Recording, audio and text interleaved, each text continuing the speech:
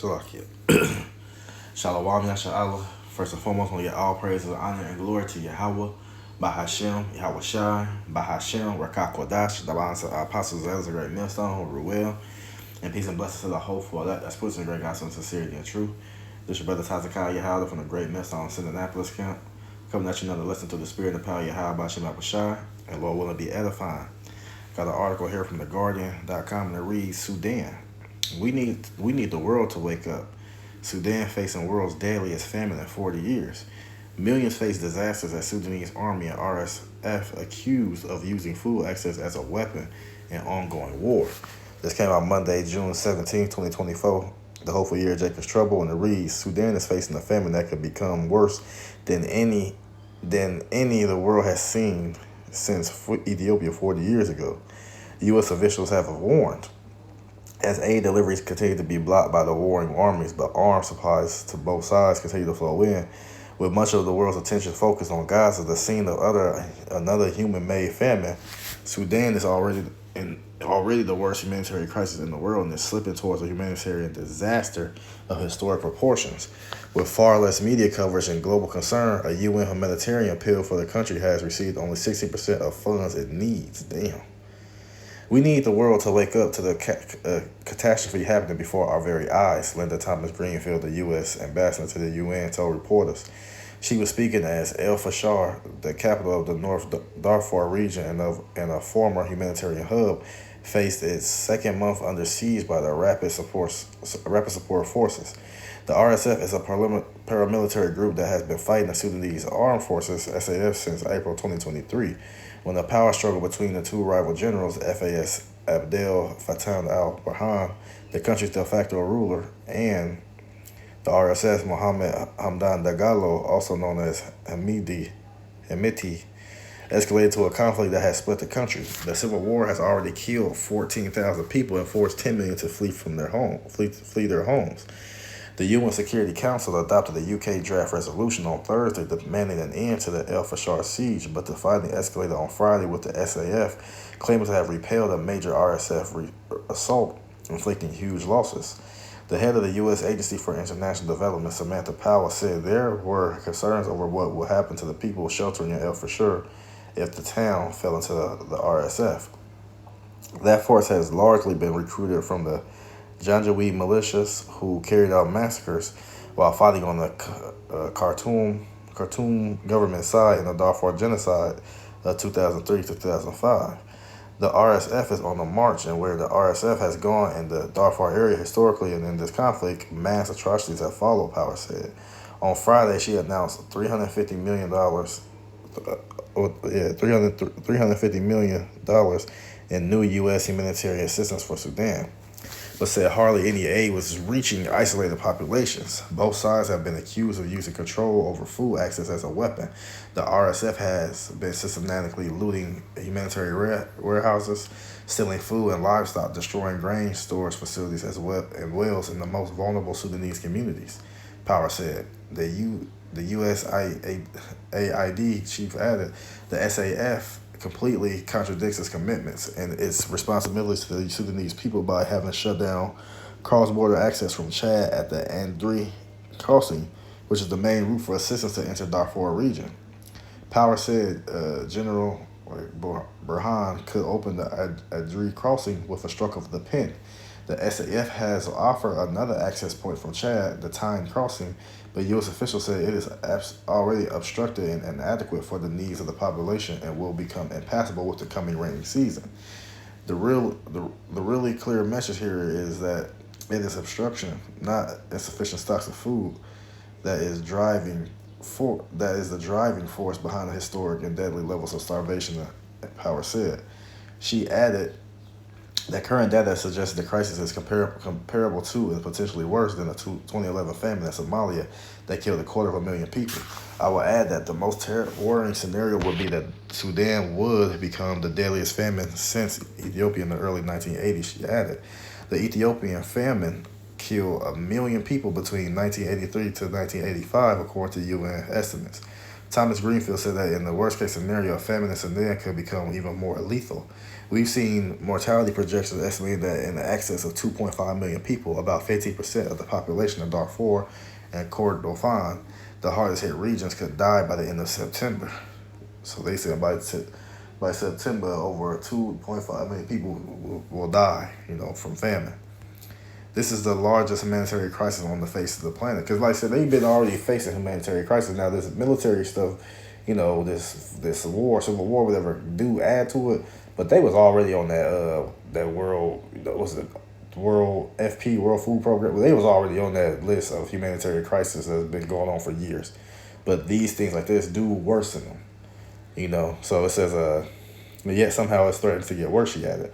While humanitarian aid has faced constant obstruction, both sides in the war continue to receive weapons. The U.S. official said the SAF from Russia and Iran, among others, the RSF particularly from the United Arab Emirates, a U.S. ally.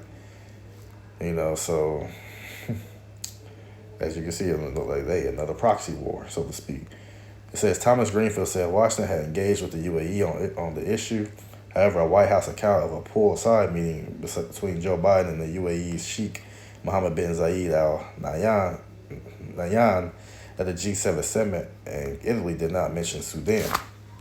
The U.S. faces accusation of hypocrisy from many countries, particularly in the global South, as Washington calls for an end to weapon supplies to parties involved in the conflict in Sudan, while continuing to provide billions of dollars worth of weapons to Israel during the offensive on Gaza. So, come on, man. When they come from the West, man, these countries ain't trying to hear shit that you're talking about, and they calling y'all on y'all bullshit. We need to stop doing this, but look what y'all doing on the other side. But nonetheless, like I said, they facing the world's deadliest famine in 40 years. Now, what people don't understand is when the Lord when it speaks about famines, it never said that it strictly had to be a famine of not getting enough sunlight, not enough rain, not enough crops, not enough this or whatever. No, famine could be either generated that way. It could be a man-made famine. It could be whatever designates as a situation as a famine. Hey, it's a famine. So the Lord don't have to tell you and specify, hey, it's gonna be like this and that. Hey, if it happens and the country is facing it, hey, that's just what it is. That's a prophecy from the Yahweh Shemel Shai, no matter how you cut it. But this is 2 Ezra chapter 16, verse 7. It says, woe is me, who will deliver me in those days? Because the visions that the Yahweh Shemel Shai was sending to Ezra, man, they was horrible. They was barbaric. It was a time like, man, shit, hey, who gonna be delivered? It was so bad that who gonna deliver me in those days? That's how bad it was. And that's how bad it's gonna get. So right now, people thinking, really right now the people, things are seeming a little bit normal. They ain't really worrying about too much. Yeah, they see stuff going on around, across countries and stuff like that around the world. But nothing particularly happened to them here in Babylon the Great, so to speak. And that's why this place is considered those who dwell carelessly, because the stuff that is happening across the world is going to come back here and impact you 100 times more than it impact everybody else.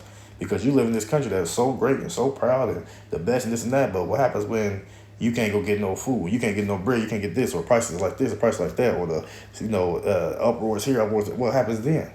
See, the worst, the Lord saying the best, well, it's the worst at the last, but the best scene of distress and anguish, that's going to be saved over here, the best for last over here in Babylon the Great, right? So we know the Yahweh Shemel Shai is going to deliver Ezra, because why? He's of the elect.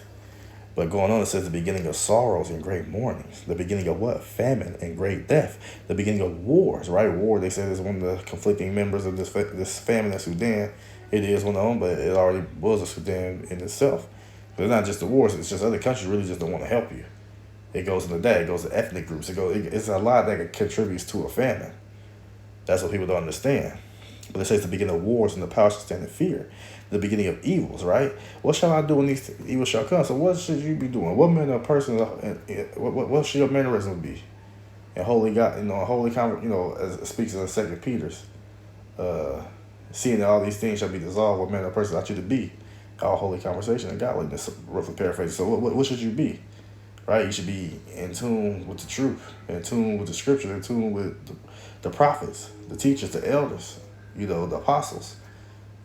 Primarily, great millstone. That's who you be, because they being fed through the Spirit from Yahweh Shemel Shai to preach unto us, teach us. So that's why, you should be seeking the Lord while He may be found. That's what you should be doing.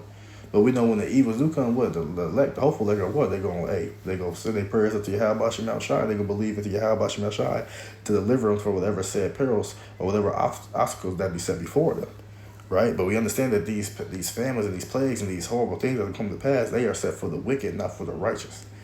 Going on, it says, verse 19. Behold, famine and plague and tribulation and anguish are sent as scourges for. Remember, this famine is sitting it's like a whooping. Hey, and sometimes you may get beat to death. You know what I mean? People die, people get hurt, people it be severe, it may be mild. But at the end of the day, these are sent to correct you from from the way that you are living, for you to live right. But how do you live right? You live according to the will of Yahweh Shemel Shai. But only one nation of people can do that, which are the Israelites, who are you so-called Negroes, Latinos, and Native Americans, and we are scattered to the four corners of the earth. So I guarantee you, some of those Sudanese, some of them are Israelites. We've been scattered to the four winds of the earth. Now the Sudanese, just a little fact on them, those are the original Egyptians. That's why they are all tall as hell. They just got pushed out from by Ishmael and all them. And yeah, but the Sudanese from south to north Sudan, though they are the original Egyptians. Philistines, all them people, right? Going on, it says so the Lord got a bone to pick with them. How Egypt did us back in the day. But going on, it says, but for all these things they shall not turn for their wickedness, nor be always mindful of the scourge. See, all these things that the Lord bring to your face, to bring to your attention, and you just look at it, you just wave it off. Hey, man, it's showing that you're not mindful of what's going on, or the things that He put you through. Like people get their houses burned down or a tree falling, this and that. You got to pray to God to believe that this, that, did the same day. You go with some and stuff started to look a little light, look a little up for you. Now you're going back to getting high and smoking cigarettes and committing adultery and idolatry. You just go right back to your mate. See, you're not scornful. You're not mindful of the scourges, right? You're gonna turn back to your wickedness no matter what. It say, but behold, victual shall be so cheap upon earth. So victual is mainly going to food, that they shall think themselves to be in a good case. But hey, if you think yourself in a good case, man, when you go into these different places in your restaurants, you seeing that prices is rising. And then you see the stuff that's happening around the world where certain wars are popping off, certain sanctions been set and all this and that. And guess what? Prices are getting up. Barges running to bridges, so with that, your prices is going up and all this and that. So you think yourself in a good case because it's just $5. But guess what? A couple of years ago, it was $2.50. Now it's just $5. You cool with it. Now it's going to keep going up and going up. Right? And it's saying, even then shall evils go upon earth. So the Lord going to continue to bring bad times to the earth. No matter what. Sword, right? Death, famine, and great confusion. People confused as far as what's going on. Why is inflation happening? Why hyperinflation happening? Why is this going on? Why is that going on? There's a lot of questions, a lot of confusion, which ultimately is going to drive up, fuel angers and have people, the love of many waxing cold. A lot of brutal stuff is going to be happening in these last days. Right? It say, for many of them that dwell upon earth shall perish of famine. So it's telling, man, they estimated over 2.5 million people. If this help don't happen, this or that, a lot of people gonna die. So they say many people gonna perish from starving to death, lack of food, not being able to eat or drink whatever case they need to nourish their body.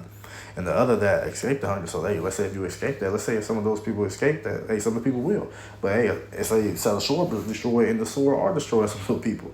It said over 13,000 have been killed in that little civil war. So you think those numbers going to stop why it's a war and why they still going at each other and why they still getting funded by different countries as far as with military aid and this and that? It's not going to stop. And then with that, the food going to continue to be, hoarded up by the militaries to feed their troops, and then the regular common people, man, they just going to die. They're going to starve to death. That's why. You know what I mean? But at the end of the day, you can feel bad, whatever the case may be. Hey, the Lord told us, man, these things must come past. And we don't feel bad. The one thing that we hoping for, longing for, is that it don't come to us. We hope to be able to elect, to be delivered in those days, to be clothed, to be nourished in those days, to help other people, say, work out your own salvation in fear and trembling. But ultimately, we care about the brotherhood, the brothers and the sisters, but as far as these other people, all these other nations, or even our people who don't care about you, how about Shemel Shai? Amen, to hell with them. If the Lord don't bring them to this marvelous light, hey, such as are for death to death, such as are for the sword to the sword, such as are for the famine to the famine. Hey, that's just a lot. And what you have to do is worry about you, worry about, examining yourself and making sure that you in the right spirit, and hoping that the Lord come deliver you out of what said peril that come upon thee, right? This is Matthew chapter 24, verse 7. It says, first nation shall rise against nation, and kingdom against kingdom, as it was apparent what's going on. Hey, even the nation against itself cannot stand. These two, North Sudan, South Sudan, they going at each other, they the same damn people. You know, and they against themselves. You seeing what they crumbling, they falling. Hey, Russia and America, they primarily the same. You know, the same Edomites. They rather go against each other. They house. Hey, they not gonna stand. Nation against nation, right? And then they say what? There shall be famines and pestilences, right? So the Lord said there are gonna be famines, rather be generated just naturally from lack of precipitation, or it's a drought in the land, or overwatering, or whatever the case may be, dust, or whatever the case may be, or or it can be man-made. They hoard it for this reason, or they just acting like they ain't got nothing. They got it all contributes to the famine. It all contributes to the prophecies of Yahweh Shem Shai. We never let you people downplay the Lord. This is and pestilence and earthquakes and all in diverse places. They say all these are beginning of sorrow. So we understand that all these are the beginning of sorrows. Meaning what?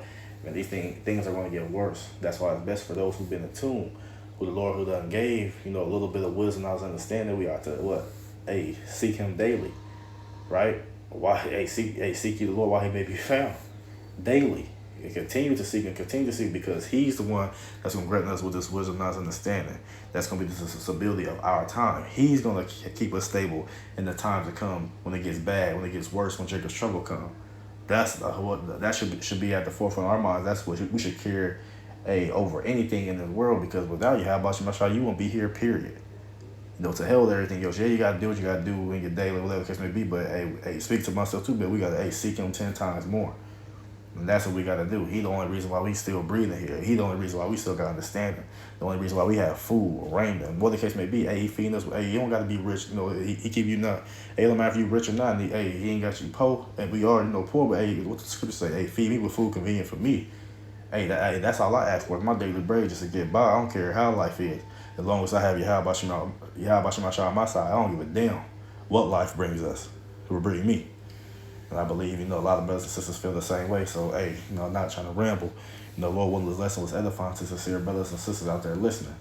We give all praise and honor and glory to Yahweh, Bahashem, Yahweh Shai, Bahashem, Rakakwadash, the balance of apostles, elders, great millstone, and peace and blessings to the hopeful elect. Shalom.